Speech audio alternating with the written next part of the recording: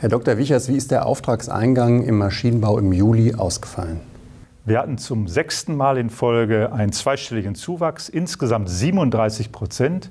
Im Inland hatten wir ein Plus von 24%, im Ausland sogar von 43%, getrieben insbesondere durch das Geschäft mit den Nicht-Euro-Ländern. Hier hatten wir Großanlagen im Auftragseingang, aber eben auch eine sehr niedrige Vorjahresbasis. Das hebt natürlich dann auch nochmal die Wachstumsrate. Im Euroraum hatten wir ein Plus von 27%, das entspricht ungefähr dem vom Inland. Wie bewerten Sie die Zahlen jetzt im Kontext auch der vorherigen Monate und Auftragseingänge im Detail? Nun, die Aufholjagd geht weiter. Wie gesagt, 6. zweistellige Plus in Folge. Das ist natürlich nicht überraschend angesichts der Vorjahreszahlen, aber wir sehen hier schon eine Dynamik, auch wenn sie zum Schluss etwas nachlässt, das Tempo etwas gedrosselt wird.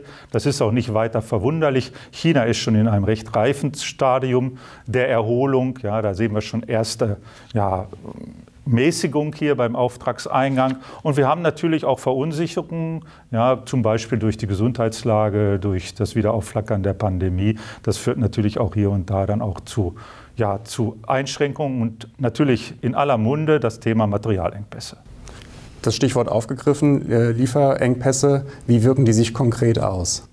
Nun, wir haben ja Lieferengpässe schon ab April vermeldet und auch regelmäßig beobachtet durch IFO-Konjunkturzahlen etc. Aktuell befragen wir auch wieder unsere Mitglieder nach den Lieferengpässen, insbesondere natürlich auch die Auswirkungen auf ihre Umsatzentwicklung. Ganz klar ist, der Umsatz hinkt hinten dran. Das ist nicht ungewöhnlich, die Auftragseingänge rennen immer etwas davon, aber diesmal haben wir doch massive Materialengpässe. Aber es gibt auch andere Engpässe, Logistikengpässe und wir merken es letztlich natürlich auch bei der Kapazitätsauslastung und bei der Beschäftigung. Auch das Stichwort aufgegriffen, Beschäftigung. Wie schaut es mit den Beschäftigten im Maschinenanlagenbau aus? Wir haben natürlich noch einen Rückgang, das ist ja ein Spätindikator, aber wir halten so die 1 Million Beschäftigte in unserer Branche. Und dadurch, dass wir eben nicht so viele abgebaut haben, sind natürlich auch die Probleme die alten. Wir haben schon seit vielen, vielen Jahren immer wieder Fachkräftemangel. Das spüren wir auch jetzt im Aufschwung. Die Kapazitätsauslastung ist recht hoch, das ist ja die technische Kapazitätsauslastung, aber sie ist natürlich auch ein Indikator für die Auslastung der Beschäftigung. Und dieses Fachkräftemangel haben wir jetzt auch gerade wieder gespürt bei den neuen Auszubildenden.